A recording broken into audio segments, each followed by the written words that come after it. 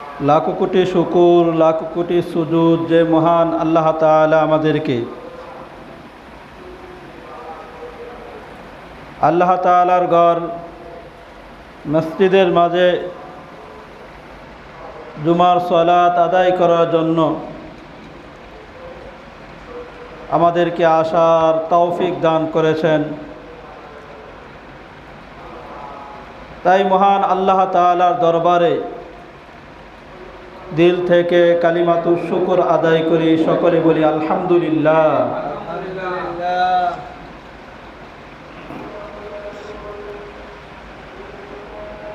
মহান আল্লাহ তাআলা আমাদেরকে তার পেয়ারা হাবিব সাল্লাল্লাহু আলাইহি ওয়াসাল্লামের মাধ্যমে বিভিন্ন সময়ে বিভিন্ন মুসিবতের মাঝে পড়লে সেই সময় আমরা হাই হুতাশ করতে থাকি, আল্লাহ তাআলার কাছে দোয়া কান্নাকাটি করতে থাকি। রাসূলুল্লাহ সাল্লাল্লাহু আলাইহি ওয়াসাল্লামের মাধ্যমে আমাদেরকে বিভিন্ন দোয়া আমাদেরকে শিখিয়েছেন। রাসূলুল্লাহ সাল্লাল্লাহু আলাইহি ওয়াসাল্লাম সেই বিপদ মুসিবত আসার পূর্বেই আল্লাহ তাআলার কাছে ওই সমস্ত মুসিবত থেকে আল্লাহ তাআলার কাছে দোয়া করতেন। রাসূলুল্লাহ সাল্লাল্লাহু আলাইহি ওয়াসাল্লাম আল্লাহ তাআলার কাছে ওই সমস্ত মুসিবত থেকে আল্লাহ তাআলার কাছে পানা চাইতেন, আল্লাহ তাআলার কাছে দোয়া করতেন। রাসূলুল্লাহ সাল্লাল্লাহু আলাইহি ওয়াসাল্লাম আমাদেরকে এটাই শিক্ষা দিয়েছেন যাতে করে আমি আর আপনিও আল্লাহ তাআলার কাছে ওই সমস্ত বড় ধরনের বিপদ আপদ মুসিবত থেকে আল্লাহ তাআলার কাছে পানা চাই, আল্লাহ তাআলার কাছে দোয়া করি।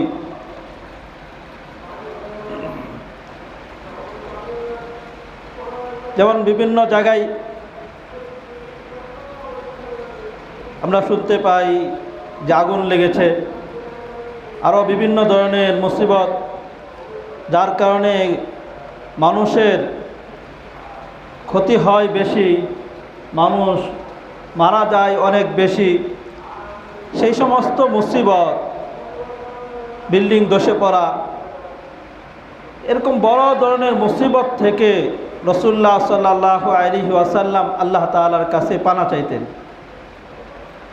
তাই আমার আপনারও উচিত হলো আল্লাহ তাআলার কাছে এ সমস্ত মুসিবত থেকে পানা চাওয়া। রাসূলুল্লাহ সাল্লাল্লাহু আলাইহি ওয়াসাল্লাম আমাদেরকে শিখিয়েছেন যে হাদিসের মধ্যে এসেছে, ইযা রাআইতুমুল হারিক ফাকাব্বিরু, যখন তোমরা আগুন লাগতে দেখো, আগুন লেগে গিয়েছে, তখন তোমরা আগুন নিবানোর জন্য বিভিন্ন ব্যবস্থাপনা সেটা তো করবেই, ফায়ার সার্ভিস বা আরও যেই ব্যবস্থাপনা আছে নিজের হাতে কাছে নাগালে সেই মাধ্যমে আগুনকে নিবানোর ব্যবস্থা তো করবেই। তারপরেও রাসূলুল্লাহ সাল্লাল্লাহু আলাইহি ওয়াসাল্লাম আমাদেরকে শিখিয়েছেন সেই সময় তোমরা তাকবীর বলতে থাকো, আল্লাহু আকবার বলতে থাকো, আর আল্লাহ তাআলার উপর আশা করো ইনশাআল্লাহ আল্লাহ তাআলা এর মাধ্যমে আগুনকে নিভিয়ে দিবেন। সুনানে নাসাঈর 5531 নম্বর হাদিসের মধ্যে এসেছে, আবু ইয়াসার রাদিয়াল্লাহু তাআলা আনহু থেকে বর্ণিত, তিনি বলেন, কানা রাসূলুল্লাহ সাল্লাল্লাহু আলাইহি ওয়াসাল্লাম ইয়াকুল, রাসূলুল্লাহ সাল্লাল্লাহু আলাইহি ওয়াসাল্লাম বলতেন, আল্লাহুম্মা ইন্নী আউযু বিকা মিনাত তারাদ্দি, আল্লাহুম্মা ইন্নী আউযু বিকা মিনাত তারাদ্দি, হে আল্লাহ আমি তোমার কাছে আশ্রয় প্রার্থনা করি মিনাত তারাদ্দি, উপর থেকে পড়ে যাওয়া থেকে, উপর থেকে পড়ে যাওয়া থেকে, তোমার থেকে আমি আল্লাহ তোমার কাছে আশ্রয় প্রার্থনা করি। ওই সময় তো আমাদের জামানার মতো বড় ধরনের এরকম বড় বড় প্রাসাদ, টাওয়ার, বিল্ডিং এরকম ছিল না।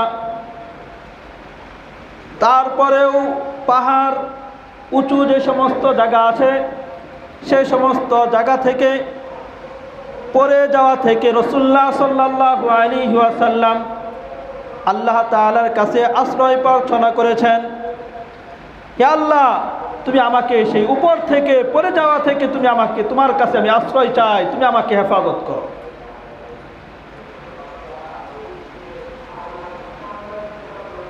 আল্লাহুম্মা ইন্নী আউযু বিকা মিনাত তারাদ্দি ওয়াল হাদমি। এমনইভাবে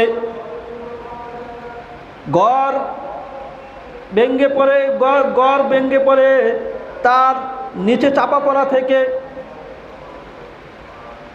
এই চাপা পড়া থেকে, গড়ের নিচে চাপা পড়া থেকে তুমি তোমার কাছে আশ্রয় প্রার্থনা করি।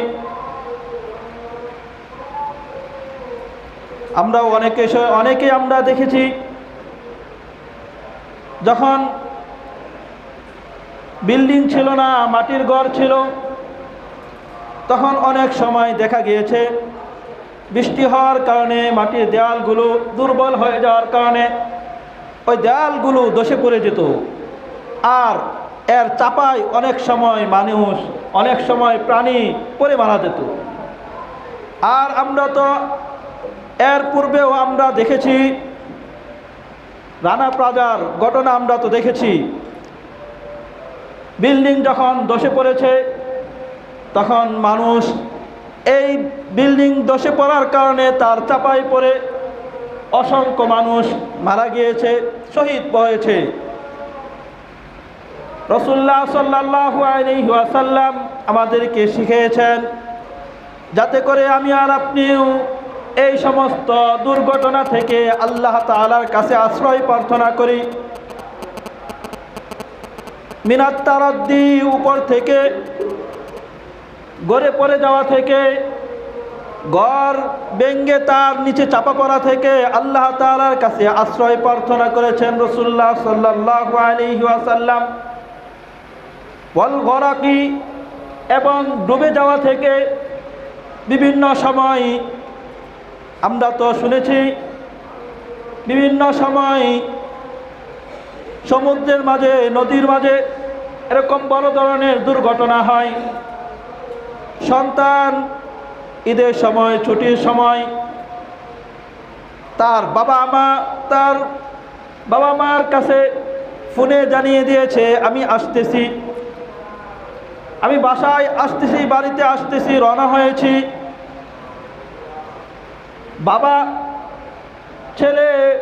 বাবা তার সন্তান সন্ততি তাদেরকে জানিয়ে দিয়েছি তোমাদের জন্য ঈদের মার্কেট নিয়ে আসতেছি। লঞ্চে যখন সফর যাত্রা শুরু হয়ে যায়, নদীর মাঝ প্রান্তে গিয়ে জাহাজ ডুবে যায়। এরকম যারা নিজের বাপ, নিজের বাবা, নিজের মা, নিজের সন্তান সন্ততি তাদের সাথে আনন্দে ঈদ উদযাপন করবে সেই জন্য যেতেছিল, কিন্তু সে রাস্তার মাঝে লঞ্চ যখন ডুবে যায় সেই জায়গায় এইভাবে ডুবে নিজে মারা যায় না। তার বাবা যারা অপেক্ষায় আছে, তার মা যে অপেক্ষায় আছে, তার সন্তান সন্ততি, তার পরিবার পরিজন যারা তার জন্য অপেক্ষায় আছে, তারা তার জন্য অপেক্ষায় থাকে, কিন্তু বাবা আর ওই সন্তানকে ফিরে পায় না, মা আর তার ওই সন্তানকে ফিরে পায় না, সন্তান সন্ততি তার বাবাকে ফিরে পায় না। এইভাবে অসংখ্য মানুষ সেই সমুদ্রের মাঝে, নদীর মাঝে ডুবে মারা যায়। রাসূলুল্লাহ সাল্লাল্লাহু আলাইহি ওয়াসাল্লাম আমাদেরকে শিখাইলেন তোমরা ওই ডুবে মারা যাওয়া থেকে আল্লাহ তাআলার কাছে আশ্রয় প্রার্থনা করো। অনেক সময় মানুষ আনন্দ ভ্রমণে যায়, শিক্ষা ভ্রমণে যায়, যাওয়ার পরে কোথাও দেখে চর পড়েছে, চলো সেই চরের মাঝে সবাই বলে আসো আসো এই চরের মাঝে যাই। চরের মাঝে যাই, আনন্দ করতে থাকে, ফুর্তি করতে থাকে, গুনাহে লিপ্ত থাকে, গুনাহের মাঝে ডুবে থাকে, নিমজ্জিত থাকে।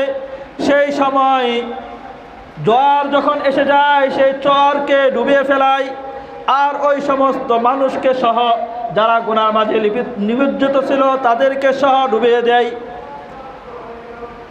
এজন্য আমি যখন যেই গুনার মাঝে লিপ্ত থাকি আমার খেয়াল করা উচিত, আমি যে গুনাহের মাঝে লিপ্ত আছি, আমার যেই গুনাই হোক, হাতের গুনাহ, পায়ের গুনাহ, চোখের গুনাহ, যেই গুনাই হোক, অশ্লীলতা হোক, বেহায়াপনা হোক, যেই গুনার মাঝে আমি লিপ্ত আছি, সেই গুনাহের অবস্থায় যদি আমার কাছে আজরাইল চলে আসে, সেই অবস্থায় যদি আমার হায়াত শেষ হয়ে যায়, আমার পরিস্থিতি কি হবে এটা খেয়াল করা উচিত। আমি আল্লাহ তাআলার কাছে আমি কি জবাব দেব এইভাবে যদি আমার মৃত্যু হয়ে যায়?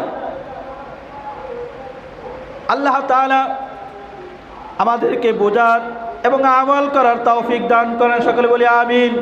আর জোরে বলেন আমিন। রাসূলুল্লাহ সাল্লাল্লাহু আলাইহি ওয়াসাল্লাম দোয়া শিখাইছেন, আল্লাহ তাআলার কাছে আশ্রয় প্রার্থনা করতেন, আল্লাহুম্মা ইন্নী আউযু বিকা মিনাত তারাদ্দি ওয়াল হাদমি ওয়াল গরাকি ওয়াল হারিক, এবং আগুনে দগ্ধ হওয়া থেকে হে আল্লাহ আমি তোমার কাছে আশ্রয় প্রার্থনা করি, আগুনে পুড়ে যাওয়া থেকে তোমার কাছে আশ্রয় প্রার্থনা করি। রাসূলুল্লাহ সাল্লাল্লাহু আলাইহি ওয়াসাল্লাম আল্লাহ তাআলার কাছে আগুনে দগ্ধ হওয়া থেকে, আগুনে পোড়া থেকে আল্লাহ তাআলার কাছে আশ্রয় প্রার্থনা করতেন। জন্য আমার আর আপনার উচিত আমাদের আশপাশে যখন শোনা যায়, আমরা শুনি আগুন লেগেছে, শাহজালাল বিমানবন্দর কিছুদিন আগে আগুন লেগেছিল, আমাদের পাশেও কিছুদিন আগে আগুন লেগেছিল। এই যে আগুনগুলা লাগতেছে, আমার আপনার উচিত হলো আল্লাহ তাআলার কাছে রাসূলুল্লাহ সাল্লাল্লাহু আলাইহি ওয়াসাল্লাম যেইভাবে আগুন থেকে আল্লাহ তাআলার কাছে আশ্রয় প্রার্থনা করেছেন, আমার আপনার উচিত হলো সেই আগুনে দগ্ধ হওয়া থেকে আল্লাহ তাআলার কাছে আশ্রয় প্রার্থনা করা। আর রাসূলুল্লাহ সাল্লাল্লাহু আলাইহি ওয়াসাল্লাম যেটা শিখিয়েছেন সেই আমল করা, এটা তো হলো রাসূলুল্লাহ সাল্লাল্লাহু আলাইহি ওয়াসাল্লাম দুনিয়ার মাঝে বিভিন্ন ধরনের বিপদ আপদ মুসিবত থেকে বাঁচার জন্য আল্লাহ তাআলার কাছে আশ্রয় প্রার্থনা করেছেন। দুনিয়াবি মুসিবত, দুনিয়াবি বিপদ, এ থেকে বাঁচার জন্য আল্লাহ তাআলার কাছে আশ্রয় প্রার্থনা করেছেন। দুনিয়াবি মুসিবত থেকে যেমনভাবে আল্লাহ তাআলার কাছে আশ্রয় প্রার্থনা করতে হবে, ঠিক তদ্রূপভাবে আখিরাতের যে মুসিবত আছে, বিপদ আছে, সেই বিপদ থেকেও আল্লাহ তাআলার কাছে আশ্রয় প্রার্থনা করতে হবে।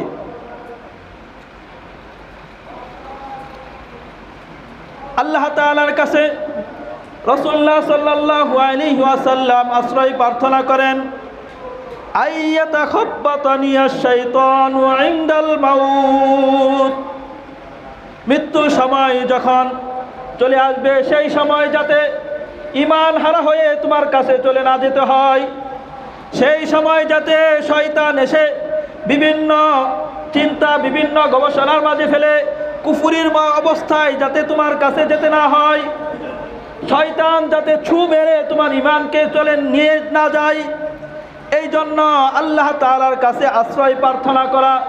মৃত্যুর সময়ও যাতে ঈমানি হালতে, ঈমান অবস্থায় তোমার উপর আকীদা পুরোপুরিভাবে যাতে পূর্ণ আস্থা, পূর্ণ বিশ্বাস, পূর্ণ আকীদা যাতে আল্লাহ তোমার উপর থাকে, তোমার উপর যাতে পূর্ণ ঈমান থাকে, সেই অবস্থায় যাতে আল্লাহ তোমার কাছে যাইতে পারি। শয়তান যাতে করে আমার মৃত্যুর সময় আমার ঈমানকে ছু মেরে নিয়ে যাওয়া যেতে পারে, এই জন্য হে আল্লাহ তোমার কাছে এটা থেকে আশ্রয় প্রার্থনা করি।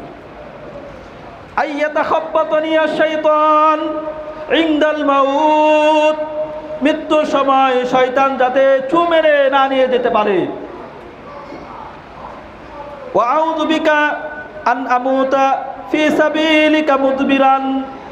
ওয়া আউযু বিকা, হে আল্লাহ তোমার কাছে আশ্রয় প্রার্থনা করি, আন আমুতা ফি সাবিলিকা মুদবিরান, তোমার রাস্তায়, হে আল্লাহ তোমার রাস্তায় জিহাদে বের হয়েছি, তোমার রাস্তায় যুদ্ধের করার জন্য, তোমার দ্বীনকে প্রতিষ্ঠিত করার জন্য, তোমার দ্বীনকে সমুন্নত করার জন্য, উঁচু করার জন্য, হে আল্লাহ তোমার রাস্তায় আমি জিহাদে বের হয়েছি।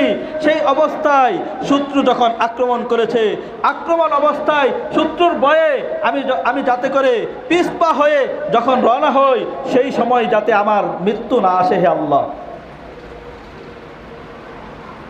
আল্লাহ তাআলার রাস্তায় জিহাদে বের হয়ে সেই জিহাদ থেকে পিছপা হয়ে চলে আসা, এটা হলো একটা গুনাহ। আর এই গুনাহের অবস্থায় যাতে আল্লাহ আমার মৃত্যু না আসে, এ থেকে তোমার কাছে আমি আশ্রয় প্রার্থনা করি। এখন আমার আপনার জিহাদের কথা শুনলেই তো দিলের মাঝে, অন্তর মাঝে ভয় কাজ করে। জিহাদের কথা, জিহাদ এটা একটা আল্লাহ তাআলার ফরজ বিধান। বর্তমান সারা বিশ্বের মুসলমান, সারা বিশ্বের মুমিন মুমিনাত, তারা এই জিহাদের আল্লাহ তাআলার একটা ফরজ বিধান, এটাকে ছেড়ে দেওয়ার কারণে জায়গায় জায়গায় বিভিন্ন স্থানের মাঝে তারা অপদস্থ হচ্ছে, লাঞ্ছিত হচ্ছে। কারণ একটাই, তারা এই জিহাদের বিধানকে ছেড়ে দিয়েছে। জিহাদ করাকে সাহাবায়ে কেরাম, আল্লাহ রাস্তায় বের হয়ে জিহাদ করাকে, এটাকে তারা নিজের জানকে বিলিয়ে দেওয়া, এটাকে এমন পছন্দ করতেন। সাহাবায়ে কেরাম বলেন, কাফের মুশরিকদেরকে সম্বোধন করে এইভাবে বলতেন, তোমরা কাফের মুশরিক, হে কাফের মুশরিকরা শুনে রাখো, তোমরা মদ পান করাকে যেরকম ভাবে ভালোবাসো, মহাব্বত করো, পছন্দ করো, আমরা এর চাইতেও বেশি আমাদের জানকে আল্লাহ রাস্তায় বিলীন করে দেওয়ার জন্য প্রস্তুত, এর চাইতেও বেশি আমরা মহাব্বত করি, ভালোবাসি। কারণ মুসলমান জাতি সে জানে এটা, আমি যদি আল্লাহ রাস্তায় আমার জানকে দিয়ে দেই, আমার আল্লাহ তাআলার দ্বীনের জন্য আমার জান যদি নিঃশেষ হয়ে যায়, জান যদি চলে যায়, তাহলে আমার এই জান কোথায় যাবে? জান্নাতের মাঝে চলে যাবে। সুবহানাল্লাহ। তাই আল্লাহ তাআলার কাছে সেই জিহাদের ময়দানে পিছপা হয়ে আল্লাহ তাআলার কাছে সেই অবস্থায় যাতে মৃত্যু না আসে, আল্লাহ তাআলার কাছে আশ্রয় প্রার্থনা করা। আর এই জিহাদ যেটা বললাম, এই জিহাদ পরিচালনা করা দায়িত্ব হলো মুসলমান রাষ্ট্রের যারা প্রধান থাকবে, তারা এই জিহাদকে পরিচালনা করবে।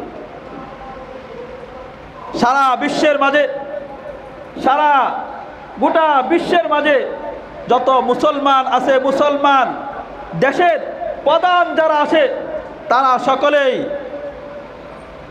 তাকিয়ে শুধু দেখে ফিলিস্তিনের গাজার মুসলমান, তাদেরকে ইসরায়েল এই সমস্ত হায়নাদার, তারা তাদেরকে এইভাবে ছোট ছোট বাচ্চাদেরকে, মেয়েদেরকে রাত্রিবেলায় গুম ফেলে এইভাবে হত্যা করে। আর সারা বিশ্বের মুসলমান তারা শুধু তাকিয়েই দেখার ভূমিকা পালন করে।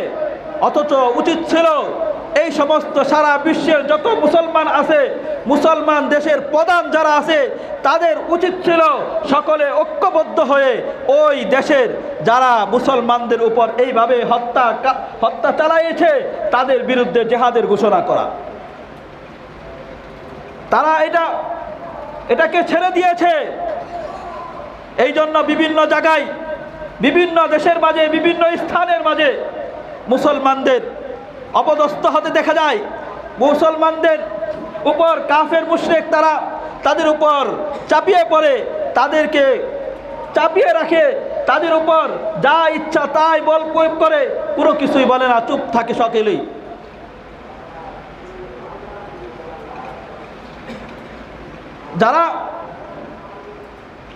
যারা মানুষকে, ফিলিস্তিনের হাজার হাজার ছোট ছোট বাচ্চাদেরকে হত্যা করার জন্য, নারী শিশুদেরকে তাদেরকে হত্যা করার জন্য যারা সমর্থন করেছে, তারাই আবারই শান্তির চুক্তি নিয়ে আসে, আবারই বারবার শান্তির চুক্তি নিয়ে আসে, যুদ্ধবিরতির ঘোষণা করে, ঘোষণা করার পরে আবারই কয়েকদিন পরে সেই দেশের মাঝে আবারই কি করে, ওই রাত্রিবেলায়, দিনের বেলাও নয়, রাত্রিবেলায় ওই সমস্ত ছোট ছোট বাচ্চাদের উপর, মুসলমানদের উপর, তাদের উপর বোম ফেলায়, তাদেরকে এইভাবে হত্যা করে।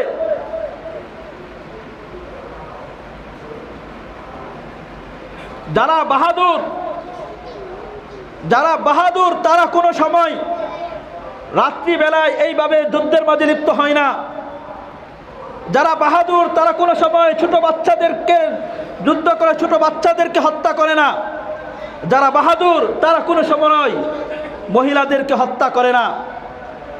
এই সমস্ত খ্রিস্টান যারা আছে, ইহুদি, এই সমস্ত ইহুদিরা তারা কাপুরুষতার ভূমিকা তারা পালন করেছে।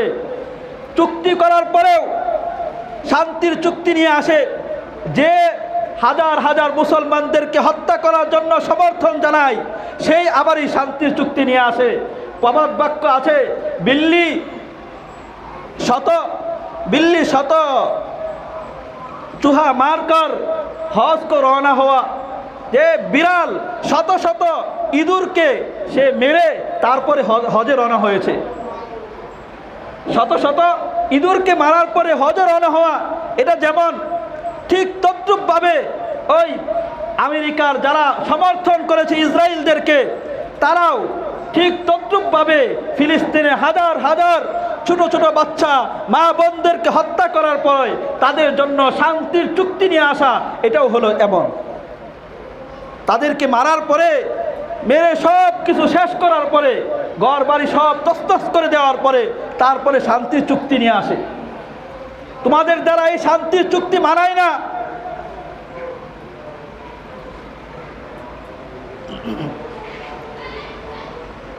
আল্লাহ তাআলা ওই গাজার মুসলমানদেরকে আল্লাহ তাআলা হেফাজত করেন, সকলে বলি আমিন।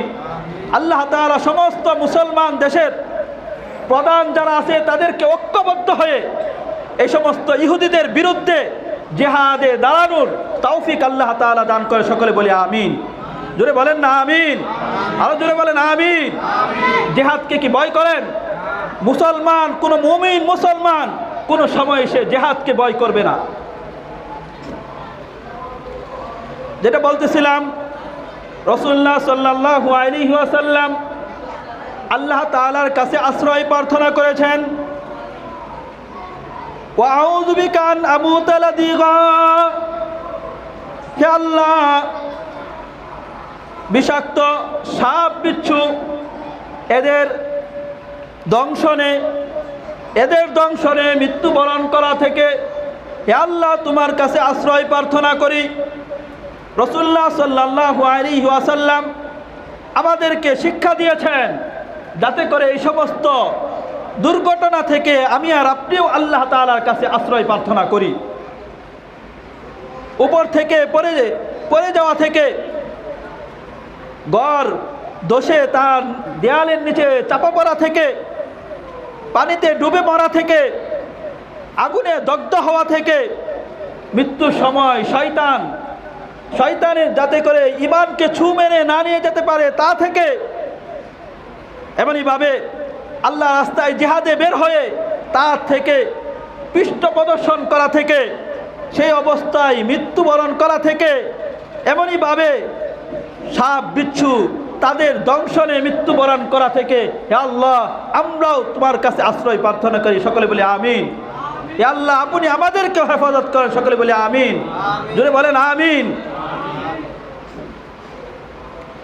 রাসূলুল্লাহ সাল্লাল্লাহু আলাইহি ওয়াসাল্লাম আরো ব্যাপক করতে আল্লাহ তাআলার কাছে আশ্রয় প্রার্থনা করতেন, আল্লাহুম্মা ইন্নী আসআলুকা, হে আল্লাহ আমি তোমার কাছে চাই, মিন ফুজাআতিল খৈরি, হে আল্লাহ যত হঠাৎ কল্যাণ যত আছে, হঠাৎ করে কল্যাণ চলে আসা, সেই সমস্ত কল্যাণ, যত কল্যাণ আছে হঠাৎ চলে আসে, সে সমস্ত কল্যাণ হে আল্লাহ আমি তোমার কাছে চাই। ওয়া আউযু বিকা মিন ফুজাআতিশ শাররি, হে আল্লাহ আমি তোমার কাছে আশ্রয় প্রার্থনা করি হঠাৎ করে যখন অকল্যাণ চলে আসে, অবস্থা নিজের শরীরের অবস্থা ভালো, নিজের পারিবারিক অবস্থাও ভালো, ভালো অবস্থার মাঝে আছি, সেই ভালো অবস্থার মাঝে হঠাৎ করে অসুস্থ হয়ে যায়, হঠাৎ করে বিভিন্ন ধরনের বিপদ চলে আসে, হঠাৎ করে বিভিন্ন ধরনের অনিষ্ট চলে আসে, ব্যবসায়িক অনিষ্ট, চাকরির অনিষ্ট, কাজ কারবারের অনিষ্ট, অসুস্থতার অনিষ্ট, যত প্রকারের অকল্যাণ আছে, হঠাৎ করে যে অকল্যাণগুলা চলে আসে, সেই অকল্যাণগুলা থেকে হে আল্লাহ আমি তোমার কাছে আশ্রয় প্রার্থনা করি। ফাইনাল আবদা লা ইয়াদরি, কেননা বান্দা সে জানে না, লা ইয়াদরি সে জানে না, মা ইয়াফজাউহু ইযা আসবাহা ওয়া ইযা আমসা, সে যখন সকাল করবে তার কখন ভালো চলে আসবে, তার কখন সেই সময় মন্দ চলে আসবে, সেটা কি বান্দা জানে না। এজন্য আল্লাহ তাআলার কাছে সেই সমস্ত খারাপি থেকে আল্লাহ তাআলার কাছে আশ্রয় প্রার্থনা করা, আর সর্বপ্রকার কল্যাণ আর ভালো যাতে আল্লাহ তাআলা আমাদেরকে নসিব করেন, আল্লাহ তাআলা আমাদেরকে দান করেন, সকলে বলি আমিন।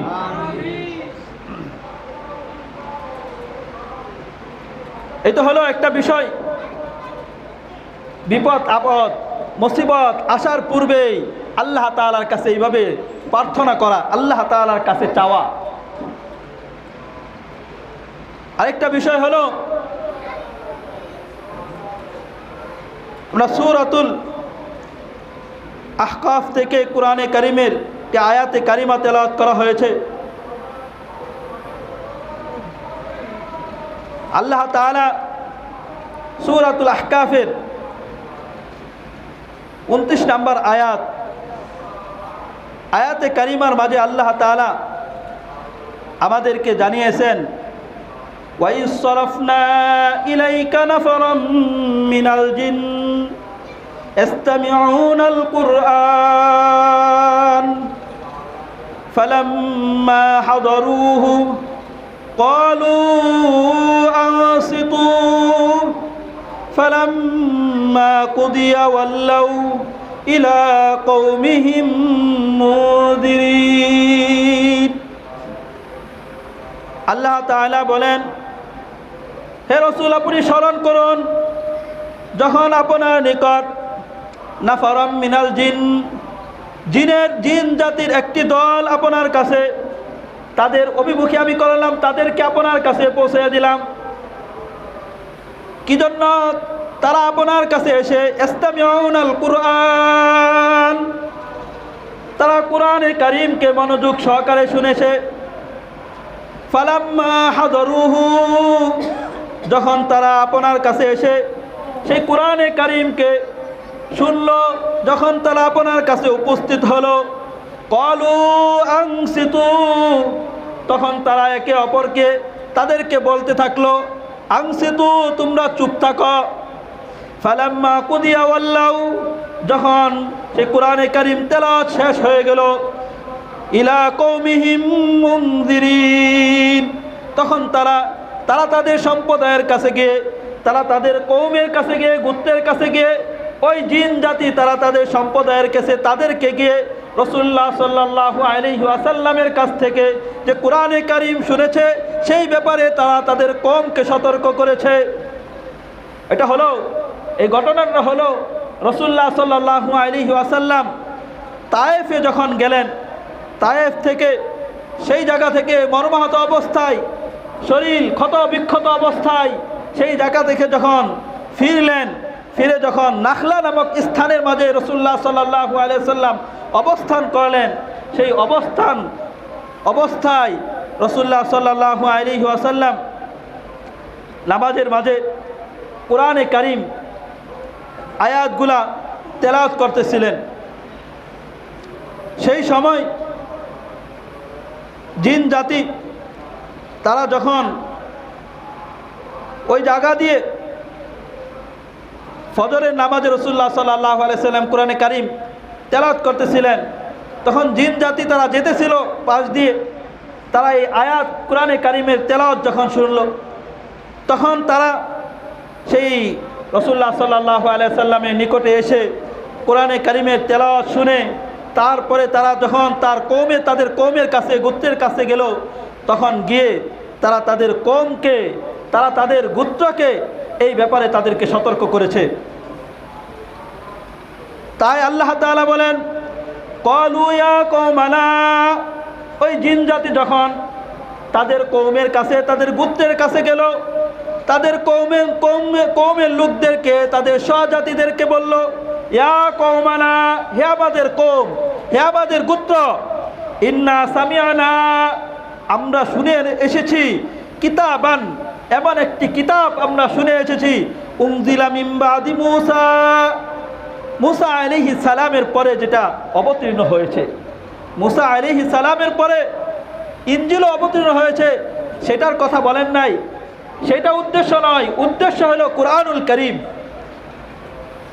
মূসা আলাইহিস সালামের পরে যে কুরআনে কারীম অবতীর্ণ হয়েছে, সেই কুরআনে কারীম আমরা শুনে এসেছি। কার মুখ থেকে শুনেছে? রাসূলুল্লাহ সাল্লাল্লাহু আলাইহি ওয়াসাল্লামের মুখ থেকে। যেই কুরআনে কারীম রসুলের কাছে অবতীর্ণ করেছেন আল্লাহ তাআলা, সেই রসুলের মুখ থেকে, সেই রসুলের জবান থেকে জিন জাতি তারা কোরআনে কারীম শুনে তার কওমদেরকে এইভাবে দাওয়াতের দিকে আহ্বান করলেন।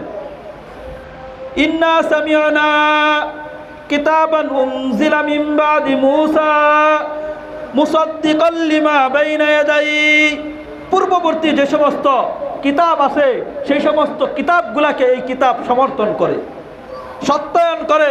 পূর্বের কিতাব, ওগুলা আল্লাহ তাআলা তাওরাত নাজিল করেছিলেন, ইনজিল নাজিল করেছিলেন, জাবুর নাজিল করেছিলেন, এগুলা সব সত্য ছিল। এখন ওগুলার হুকুম রহিত হয়ে গিয়েছে।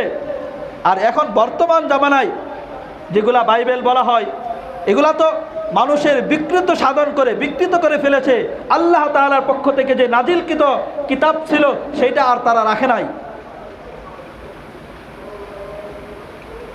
ইয়াহদি ইলাল হক, এই কিতাব ইয়াহদি ইলাল হক, যা সত্যের দিকে পথ দেখাবে। ওয়া ইলা সিরাতিম মুস্তাকিম, এবং সরল, সঠিক, সহজ পথ এই কিতাব দেখাবে। জিন জাতি আরো বললেন, ইয়া কওমানা, হে আমাদের সম্প্রদায়, আজিবু দাঈ আল্লাহ, তোমরা আল্লাহ তাআলার পথের আহ্বানকারী, আল্লাহ তাআলার পথের আহ্বানকারী ডাকে সাড়া দাও। ওয়া আমিনু বিহি, এবং তার প্রতি ঈমান আনো। ওয়া আমিনু বিহি, এবং তোমরা তার প্রতি ঈমান আনো। তাহলে ইয়াগফির লাকুম মিন যুনুবিকুম ওয়া ইউজিরকুম মিন আযাবিন আলীম, তাহলে আল্লাহ তাআলা তোমাদের গুনাহসমূহকে ক্ষমা করে দিবেন এবং তোমাদেরকে আল্লাহ তাআলা যন্ত্রণাদায়ক শাস্তি থেকে আল্লাহ তাআলা তোমাদেরকে রক্ষা করবেন। এই বলে দেখেন, জিন জাতি, জিন তারা রাসূলুল্লাহ সাল্লাল্লাহু আলাইহি সাল্লামের কাছে আসলো। আসার পরে রসুলের কাছ থেকে কোরআনে কারীম তেলাওয়াত শোনার পরে তাদের একটা অনুভূতি হলো যে এই কোরআনে কারীম এটা আল্লাহ তাআলার পক্ষ থেকে নাজিলকৃত, এটা নাজিল হয়েছে, আমরা যাতে এই কোরআনের ডাকে আমরা সাড়া দেই। তারা এরকমভাবে তাদের স্বজাতি, তাদের কওম, তাদেরকে এই দিকে আহ্বান করেছে। তারা দায়ী হওয়ার ভূমিকা পালন করেছে। রাসূলুল্লাহ সাল্লাল্লাহু আলাইহি ওয়াসাল্লাম হলেন সবচেয়ে বড় দায়ী, হলেন রাসূলুল্লাহ সাল্লাল্লাহু আলাইহি ওয়াসাল্লাম।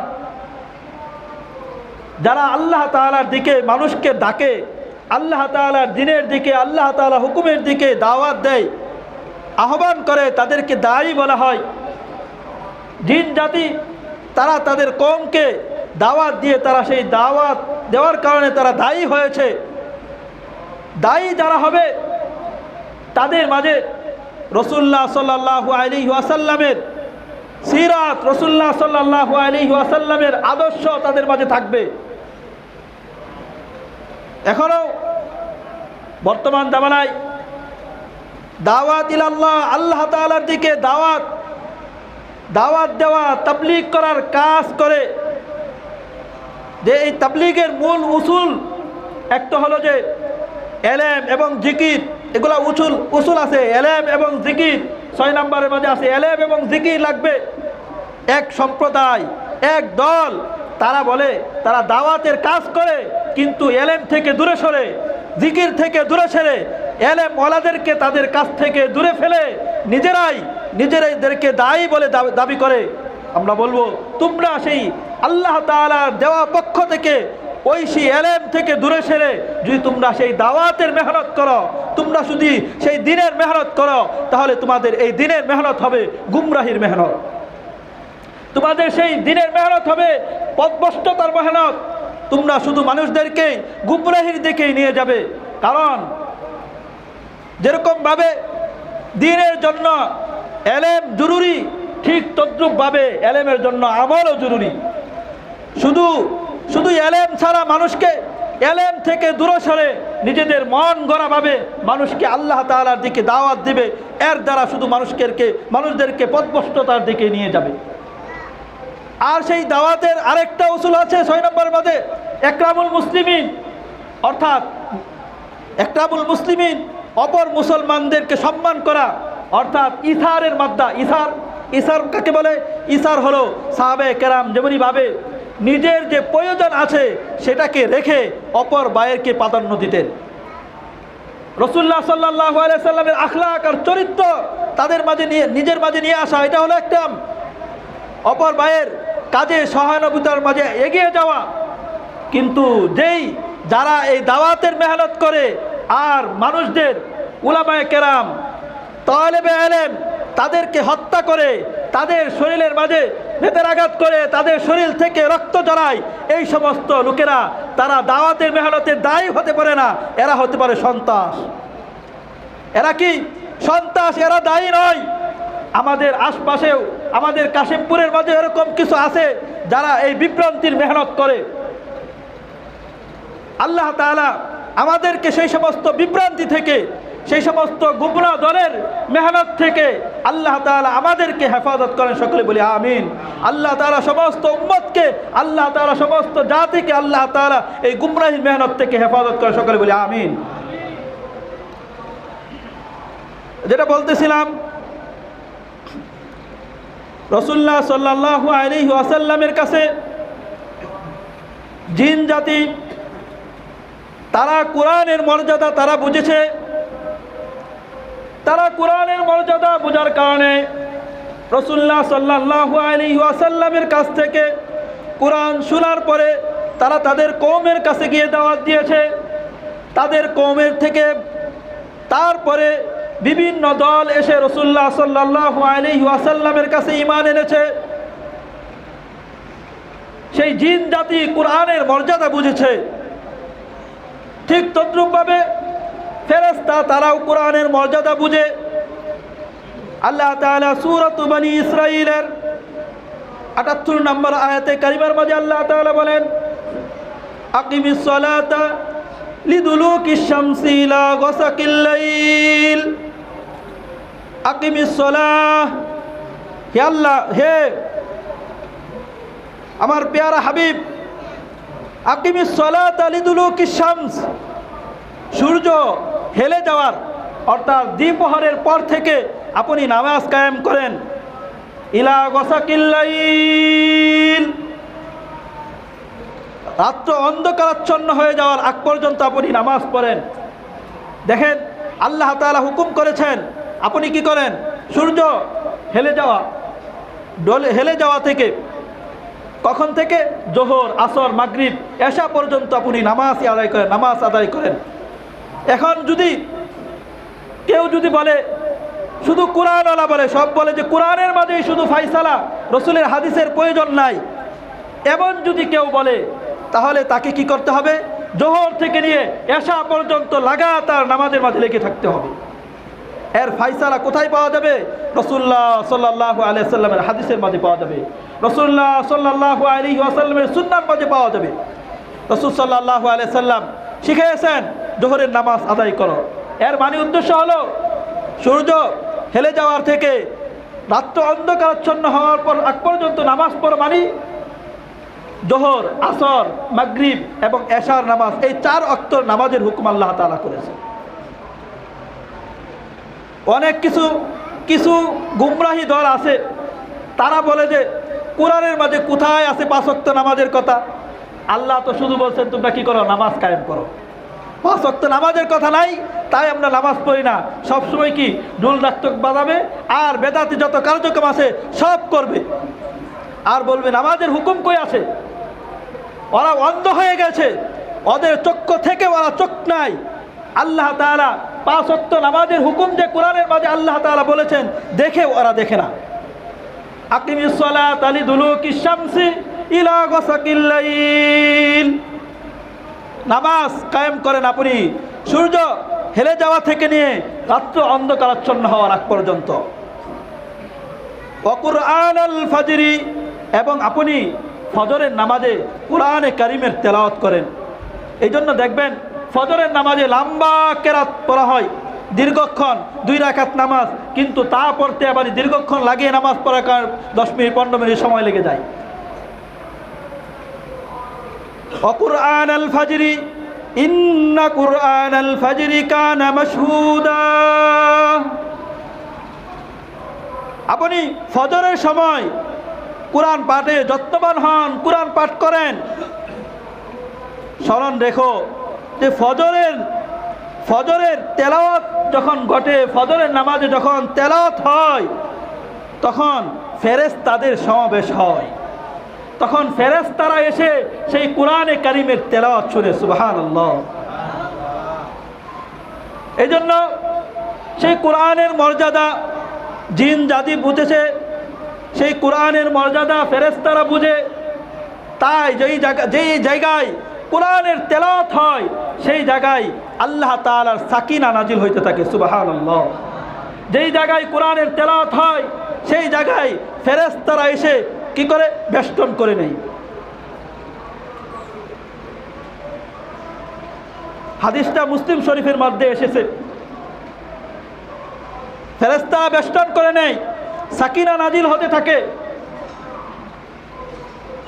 এই ফেরেশতারা কোরআনের মর্যাদা বুঝেছে, জিন জাতি কোরআনের মর্যাদা বুঝেছে, পশু পাখি তারা কোরআনের মর্যাদা বুঝে। কিন্তু বড় আফসোসের বিষয়, মানুষ হওয়ার পরেও কোরআনের মর্যাদা সে বুঝে না। মুসলমান হওয়ার পরেও সে কোরআনের মর্যাদা সে বুঝে না। কোরআনের অবমাননা যারা করে বিভিন্ন সময়, আমরা কিছুদিন পূর্বে কোরআনের অবমাননা সম্পর্কে শুনেছি। যারা কোরআনের অবমাননা করে এরা মানুষ নয়, এরা হলো অমানুষ। কোরআনের অবমাননা কেউ যদি করে তাহলে সে যেই হোক, তার দেশের যে নাগরিকত্ব আছে এটা এমন এক অপরাধ, দেশের নাগরিকত্ব পর্যন্ত বাতিল হয়ে যায়। কোরআনের অবমাননা এটা এমন একটা জিনিস যার কারণে সে মুসলমান থাকলেও সে কাফের হয়ে যাবে। জন্য যারা কোরআনের অবমাননা করে তাদেরকে আইনের আওতায় এনে, তাদেরকে দেশের প্রশাসনিকভাবে যারা আছে তাদেরকে আইনের আওতায় এনে তাদেরকে দৃষ্টান্তমূলক এবং শাস্তি দেওয়া প্রয়োজন, যাতে করে সাভারে কোনো কুলাঙ্গার কোরআনের অবমাননার সাহস পর্যন্ত না করতে পারে। এইভাবে শাস্তি না দেওয়ার কারণে বিধর্মী যারা আছে, হিন্দু সম্প্রদায়, তারা সাংগঠনিকভাবে তারা দল বেঁধে মুসলমান যারা আছে তাদের নারীদেরকে ধর্ষণ করে, ধর্ষণের ঘটনাও শোনা যায়। কারণ এরা মুসলমান দেশে থেকে মুসলমান নারীদেরকে এইভাবে ধর্ষণ করে, বেইজ্জতি করে, এদের ব্যাপারে কোনো পরোয়া করা হয় না। প্রশাসন তাকে শুধু দেখে, তাদের ব্যাপারে কোনো পদক্ষেপই নেয় না। তাদের কাছে আইনের আশ্রয় নেওয়া হলে তাদেরকে বিভিন্ন বাহানায় তাদেরকে পাঠিয়ে দেওয়া হয়। জন্য আমাদের মুসলমান জাতি যারা আছে, আমাদের দেশ মুসলমান দেশ, আমরা মুসলমান সংখ্যাই বেশি, আর সেই জায়গায় থেকে অন্য বিধর্মীরা এসে মুসলমানদেরকে এইভাবে দর্শন করবে, কোনো সময় এটা মেনে নেওয়া যায় না। জন্য আমাদেরকে সজাগ দৃষ্টি রাখতে হবে, আমাদেরকে দৃঢ় প্রত্যয়তার সাথে এদের বিরুদ্ধে রুখে দাঁড়াতে হবে। আল্লাহ তাআলা আমাদেরকে বুঝার এবং আমল করার তৌফিক দান করে। সকলে বলি আমিন। যদি বলেন না আমিন। ওয়া আখিরু দাওয়ানা আলহামদুলিল্লাহি রাব্বিল আলামিন। যারা সুন্নত পড়ে নাই কবলাল জুমা 4 রাকাত সুন্নত পড়ে নি।